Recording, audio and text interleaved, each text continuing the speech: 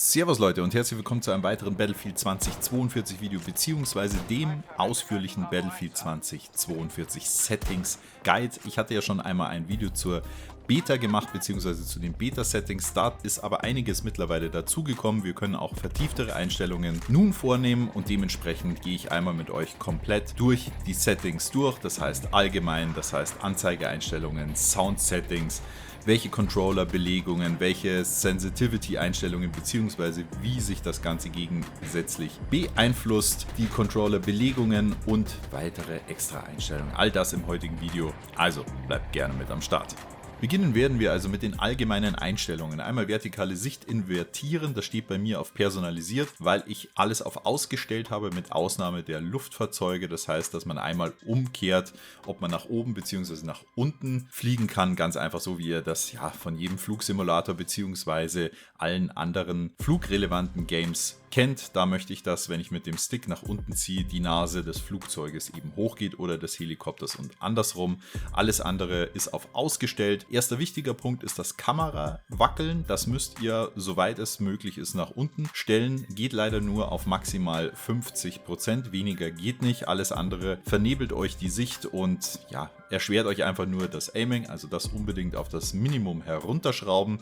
Crossplay, das ist jetzt wieder euch überlassen. Wollt ihr das aktivieren? Wollt ihr das deaktivieren? Nutzungsdaten teilen, Blenden von Spielern und Follower erlauben. Persönliche Empfindungen, ob ihr das wollt oder nicht, ob ihr sowas teilen wollt oder nicht. Ich habe es auf angestellt, ich habe damit kein Problem. Als nächstes schauen wir uns mal die Anzeigeeinstellungen an und da kommt gleich zu Anfang eins der wichtigsten Themen in Battlefield 2042 und zwar die Sichtfeldeinstellungen für Soldaten bzw. auch für Fahrzeuge. Und nun ist es so, normalerweise würde man immer empfehlen, das Maximale an Sichtfeld einzustellen. Bei Battlefield 2042 ist es so, dass wir aber wirklich enorm große Karten haben und die Sichtbarkeit auf Distance ja dann durchaus zu wünschen übrig lässt. Also wir haben jetzt in dieser Einstellung das maximale Sichtfeld von 105. Ihr seht schon, man kann sehr viel sehen, also in der Breite stellen wir das Ganze jetzt auf ein kleineres Sichtfeld, ich sag mal 84, was auch meine aktuelle Empfehlung ist. Dann seht ihr schon, dass das Ganze ein bisschen kleiner abnimmt, wir aber eine bessere Übersicht einfach haben. Im Endeffekt bleibt es jedem selber überlassen, wie ihr damit zurechtkommt. Ich würde euch auf jeden Fall empfehlen, dass man irgendwo im Bereich zwischen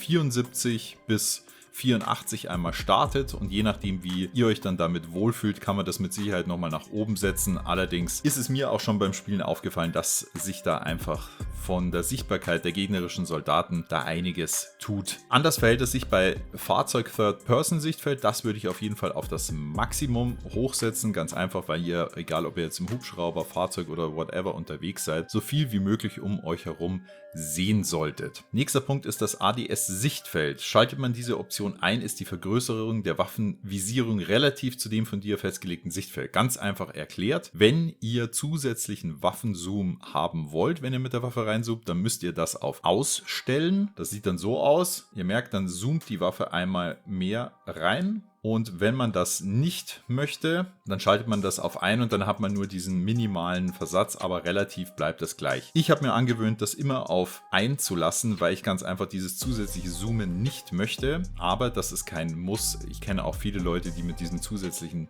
Waffenzoom super zurechtkommen. Also das bleibt auf jeden Fall euch überlassen. Wenn wir dann weiter zu den Helligkeitseinstellungen gehen, die würde ich euch auf 50 bis 60 irgendwo empfehlen. Auch da kommt es natürlich an, klar, da spielt auch nochmal euer Monitor, euer Fernseher, whatever rein. Das müsst ihr ein bisschen für euch selber herausfinden. Wichtig ist halt, dass ihr gerade in den dunklen Bereichen der Maps, wenn man in Gebäude reingeht, wenn die Lampen ausgeschossen sind, etc., ihr trotzdem noch etwas seht. Was aber wiederum sehr wichtig ist, ist, dass ihr diese grafischen Modifikationen, egal wie gut sie aussehen, die solltet ihr auf jeden Fall deaktivieren bzw. auf 0 setzen. Das bezieht sich auf die Bewegungsunschärfe, 0, auf die chromatische Aberration, Filmkörnung, Vignette, etc. Das sieht zwar alles irgendwie ganz nett und schmackhaft und dynamisch aus und könnte man in einer Kampagne, die es in Battlefield 2042 aber nicht gibt, gerne einsetzen, aber im Multiplayer macht es keinen Sinn, weil da geht es schlicht und ergreifend um die Visibilisierung der Gegner, also ihr müsst die Gegner gut erkennen können. Nächster Punkt ist das HUD-Menü. Das möchten wir natürlich angezeigt lassen, weil wir möchten natürlich alles, was wir am Bildschirm sehen, ob das Waffen sind, ob das unsere Munition ist und so weiter, ob das unsere Health-Anzeige ist, das möchten wir natürlich unbedingt erkennen können. Kamerawackeln hatten wir vorher schon auf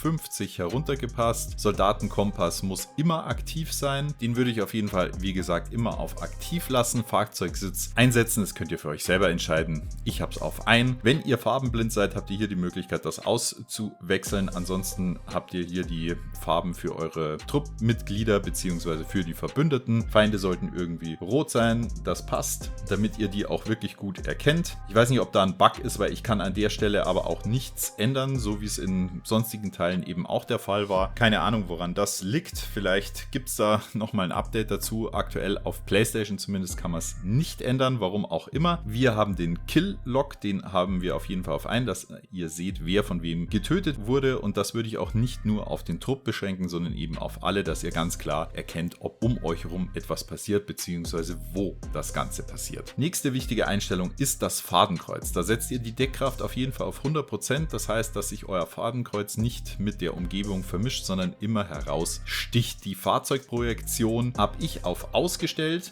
Warum? Ist ganz einfach, weil ich möchte, dass sich das Fadenkreuz nicht bewegt, sondern das muss gecentert werden. Ja, und das ist in den Optionen auch so erklärt. Ist die Option deaktiviert, bleibt das Fadenkreuz statisch immer in der Bildschirmmitte. Und das solltet ihr auch so wählen. Da muss man sich ganz einfach dran gewöhnen. Aimen geht immer über eine Zentralisierung bzw. das Center des Bildschirmes. Also auf gar keinen Fall ändern, sondern auf Auslassen. Fadenkreuzstärke lasse ich auf Standard. Bei der Farbe ist es euch überlassen, was ihr da wählt. Es sollte auf jeden Fall eine Farbe sein, die sich halt deutlich vom Rest abhebt, die ein bisschen Neon ist und halt leuchtet. Also ich verwende ein giftiges Grün, andere verwenden gerne ein Lila. Whatever ihr da möchtet, könnt ihr euch aussuchen. Trefferfarbe habe ich aktuell auf Weiß, kann man mit Sicherheit auch nochmal eine andere Farbe wählen. Was wiederum wichtig ist, ist die Kopftrefferfarbe. Die habe ich auf Rot, also wenn ich Hitmarker auf den Kopf bekomme, dann leuchtet das eben rot auf und ich weiß, okay, das ist jetzt perfekt drauf. Auf der Position halte ich. Die Killfarbe ist grün. Also jetzt angenommen, ich feuere auf den gegnerischen Soldaten, dann sind die Hitmarker erstmal auf normaler Stufe weiß. Ich hitte den Kopf, ist er auf rot, und wenn der Gegner dann umfällt, grün, und dann weiß ich sofort, okay, wenn es grün aufblinkt, kann ich das Target switchen. Auch die Trefferanzeige Panzerung durchbrochen. Wir haben ja in Battlefield 2042 Panzerplatten mit am Start, habe ich auf eingestellt und würde ich euch auch empfehlen, weil sich da natürlich dann die Time to Kill ändert. Im nächsten Punkt der Minikarte, da habe ich soweit alles auf Default-Einstellungen eben gelassen. Das heißt, einmal Hintergrunddeckkraft ist auf 90%, mit Blickdrehen ist auf 1. Das Ganze zu Fuß auf 50. Minikartensichtweite Fahrzeuge Boden ist 120. Sichtweite Luftfahrzeuge, das kann man vielleicht nochmal hochsetzen, aber mit 200 seid ihr auf jeden Fall gut unterwegs, Leute. Damit kommen wir auch schon zum nächsten Punkt. Das sind die Audio-Einstellungen. Gesamtlautstärke auf jeden Fall 100%. Das gleiche für die Effekte und die Lautstärke des Kommentators im Spiel. Da bin ich mir noch nicht sicher. Ich denke aber auch, dass damit die gegnerischen Soldatenstimmen gemeint sind, weil es gibt keine separate weitere Einstellung dazu. Deswegen lasst es auf jeden Fall auf 100%. Die Musik schraubt ihr runter, weil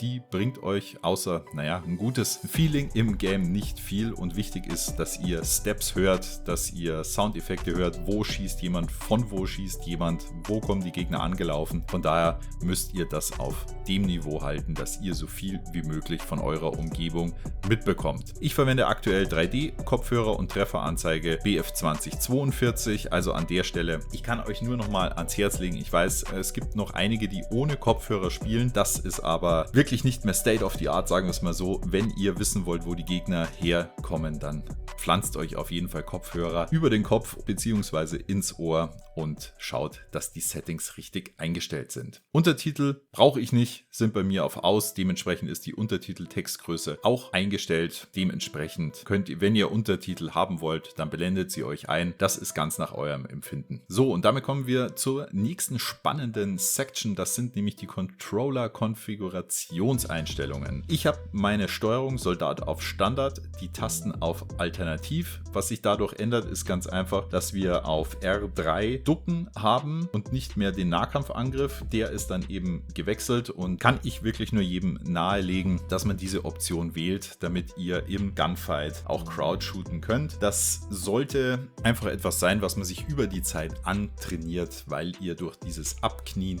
einfach eure Präzision nochmal erhöht und sollte der Gegner auf euren Kopf aimen, er erstmal darauf reagieren müsste und sehr wahrscheinlich die ersten Bullets über euren Kopf dann schießen werdet. So, die restlichen Einstellungen habe ich aktuell noch auf Standard. Das kann man durchaus so lassen. Wenn euch da etwas nicht passt, beziehungsweise eure Fahrzeugsteuerung anpassen möchtet, für mich ist das alles soweit in Ordnung. Man kann aber sehr gerne, gerade bei den Luftfahrzeugen, wenn man da den Waffenwechsel, den hatte ich vormals immer auf L1 gelegt, dann kann man das wieder über personalisiert und dann in der Controller-Belegung nochmal separat einstellen. Für jetzt lassen wir es aber so. Mag sein, dass ich das im Nachgang nochmal etwas optimieren werde. Globale Einstellung ist nochmal dasselbe. Vertikale Sicht für Soldat invertieren haben wir auf ausgesetzt. Die Controller-Vibration müsst ihr bitte auch auf aussetzen, denn das wird nur euer Aiming negativ beeinflussen. Das brauchen wir nicht. Und damit kommen wir auch zu den wahrscheinlich meistdiskutierten Einstellungen, nämlich den Soldaten-Zielempfindlichkeitseinstellungen. Und hier auch nochmal so, wie ich es in jedem Settings Guide sage, ihr müsst mit euren Empfindlichkeiten zurechtkommen. Also nicht einfach das nachbauen, was ich jetzt hier eingestellt habe, sondern so, wie ihr damit zurechtkommt. Nichtsdestotrotz werde ich euch einfach mal anhand meiner Settings erklären, warum ich diese so gewählt habe und warum ich euch ein ähnliches Setting auch empfehlen werde. Die Soldaten-Zielempfindlichkeit ist bei mir auf 100%, ganz einfach, weil es schon immer so war. Vertikale Sicht für Soldaten invertieren auf aus. Sichtfeld haben wir vorher schon diskutiert. Das kann man auf maximal natürlich machen. Empfehlen würde ich euch, wie gesagt, zu starten mit 74 bis 84. ADS-Sichtfeld ist auch auf 1. Das heißt, wir bekommen keinen zusätzlichen Zoom, wenn wir in die Waffe hier hinein zoomen, sondern halten das Verhältnis eben gleich. Die Soldaten-Zielhilfe, also der Aim Assist, den stellt ihr auf 100%. Die Soldaten-Zielhilfe Zoom-Erfassung auf 0. Das ist das Snap Aim und das kann ich euch nur empfehlen auszuschalten. Warum? Wenn ihr Einsteiger seid und euch daran gewöhnt, dass das Fadenkreuz selber drauf snappt, dann bekommt ihr kein Feeling, hier im Aiming nachzuziehen und es ruiniert komplett euer Muscle Memory. Auch wenn ihr Gegner switchen wollt, könnt ihr das nicht im eigenen Empfinden machen, sondern ihr habt keinen Einfluss drauf, weil der Gegner bzw. das System halt auf den Gegner snappt, den er gerade für richtig hält. Wenn ihr aber eine andere Entscheidung treffen wollt, geht das in die Hose. Also trainiert euch das gar nicht an. Soldaten Zielhilfe Zoom-Erfassung 0%. Soldaten Sprint auf Umschalten, vorwärts antippen. Für Sprint ist aktiviert. Sprint-Taste ist L3, das ist auch soweit in Ordnung. Wir haben zum Hinüberspringen, Sprinten, da habe ich alles auf ausgestellt. Das möchte ich gerne selber entscheiden. Den Zoom haben wir natürlich auf Halten, nicht auf Umschalten. Die Zoom-Taste ist L2. Also wenn jemand jetzt keinen SCUF-Controller bzw. keine Trigger-Tasten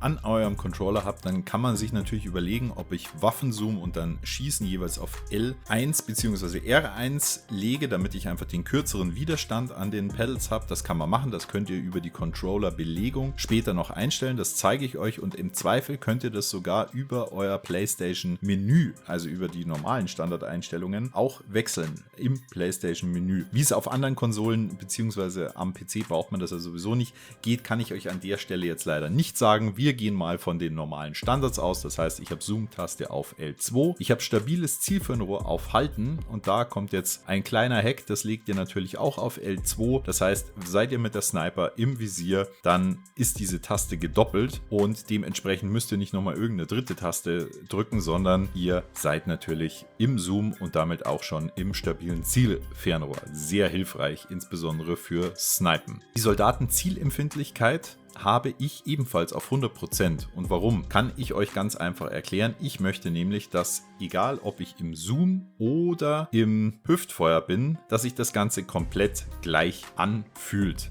Damit muss man sich nicht zwei Bewegungsabläufe merken. Ich schaue immer, dass ich die Spiele entsprechend so einstelle, sofern es die Einstellungen möglich machen. Es gibt natürlich viele andere, gerade die von älteren Games kommen, insbesondere COD, da hat man immer so ein Verhältnis 100 bzw. 90-60 oder was, dass man immer im Zoom nochmal ein bisschen feinjustieren kann. Am Ende ist auch das einfach eine Gewöhnungs- bzw. Trainingssache. Ich finde es einfach einfacher, wenn sich beides gleich anfühlt, weil dann ist euer Hirn nur mit einem Bewegungsablauf beschäftigt. Weiter geht's mit Fallschirm automatisch öffnen. Das habe ich auf aus, weil möchte ich einfach selber bestimmen. Fallschirm bei Luftabsetzung automatisch öffnen. Könnt ihr auch auf ein- oder ausstellen. Ich würde es auf ausstellen. Granat schnell werfen ist auf aus. Wiederbelebungsinteraktion auf umschalten. Wiederbelebung anfordern und überspringen ist auch auf halten gesetzt. Und den Nachladehinweis, der ist auf ein. Da fehlt mir auch noch, da brauche ich noch ein paar Spielstunden, dass ich das einfach ein bisschen besser im Gefühl habe, wann denn das Magazin auf jeden Fall leer ist. In den erweiterten Einstellungen könnt ihr links, rechts Zielbeschleunigung auswählen. Da kann ich euch nur empfehlen, macht das auf 0, weil diese Zielbeschleunigung, klar, ist eine Gewohnheitssache. Aus meiner Sicht ruiniert euch das einfach euer Aim. Also ist nichts, was man empfehlen kann. Das vertikale Zielverhältnis ist bei mir auf 50-50 gesetzt. Das ist exakt die Hälfte zur Soldatenzielempfindlichkeit und Soldaten-normalen Empfindlichkeit. Das ist auch immer so ein Wert, den ich in allen Games verwende, weil ansonsten wird es natürlich in der Horizontale ein bisschen sehr wackelig. Gerade wenn ihr mit so einer hohen Empfindlichkeit spielt, kann ich euch an der Stelle nur empfehlen, einheitliches Zielen macht ihr auf ein. Das bedeutet ganz einfach, dass egal welche Waffe ihr aufhebt, beziehungsweise mit welcher Waffe ihr arbeitet, sich alles gleich anfühlt. Den Koeffizient setzt ihr entweder auf 133 oder 177%, beziehungsweise ja, den Wert 177. Das kommt ein bisschen drauf an, was ihr für einen Monitor habt. Also bei 24 Zoll würde ich euch 133 empfehlen, bei 27 Zoll 177. Die verschiedenen Zielempfindlichkeitseinstellungen lasst ihr alle auf 100%, würde ich nicht ändern. Klar gibt es Leute, die passen das nochmal im feinsten System an. Ich komme am besten damit zurecht, wenn Soldaten einheitliches Zielen eben auf 1 ist und der Rest auf 100%. Funktioniert für mich einwandfrei.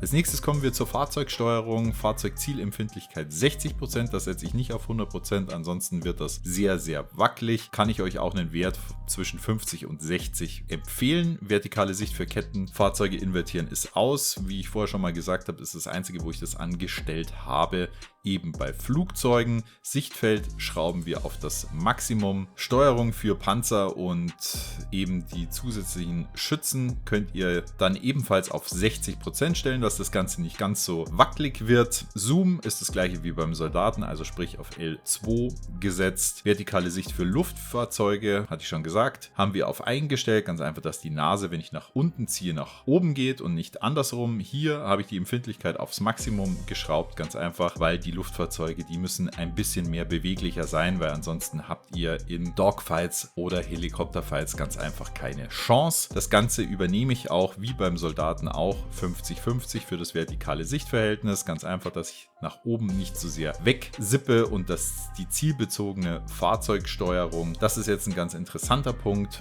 Das würde ich euch empfehlen, auf Aus definitiv zu stellen. Ich kann euch auch sagen, warum.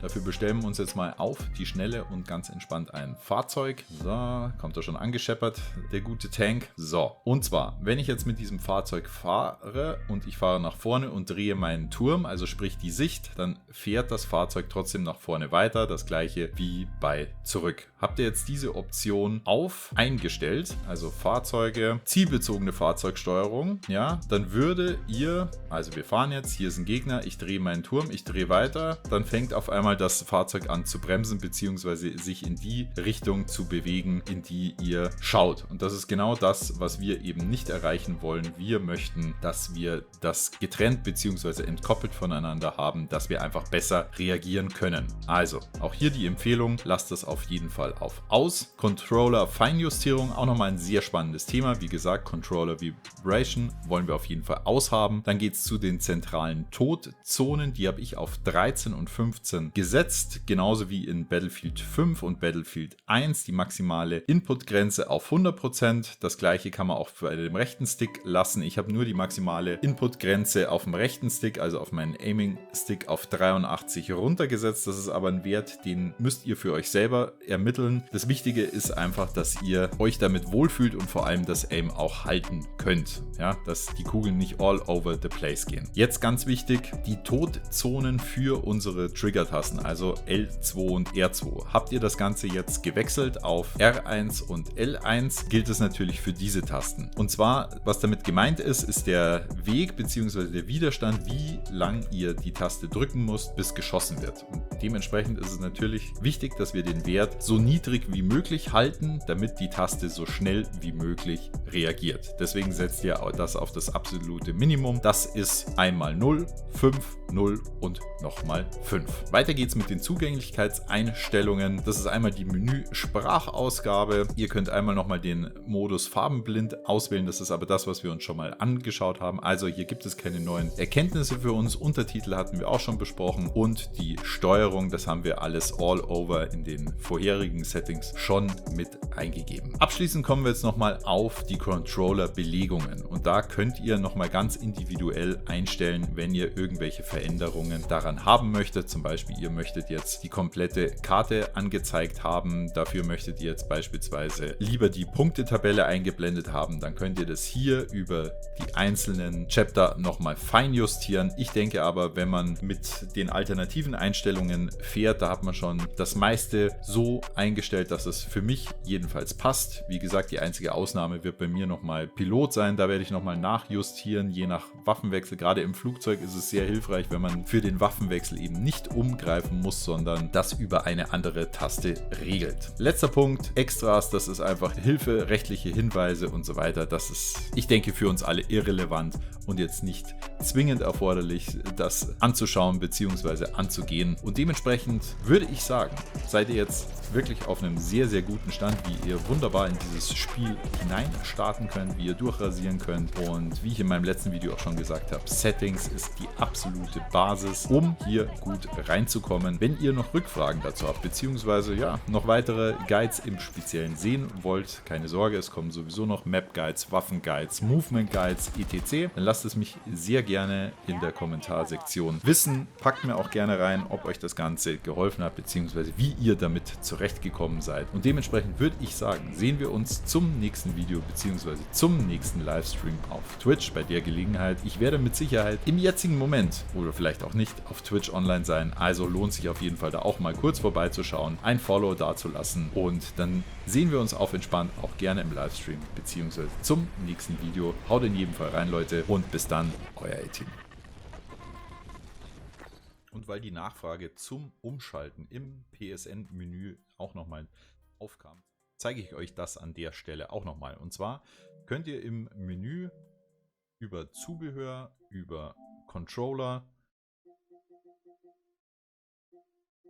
über Controller Barrierefreiheit, angepasste Tastenzuweisung aktivieren, Tastenzuweisung anpassen, hier die L2 und L1 Taste bzw. die R1 und R2 Taste tauschen.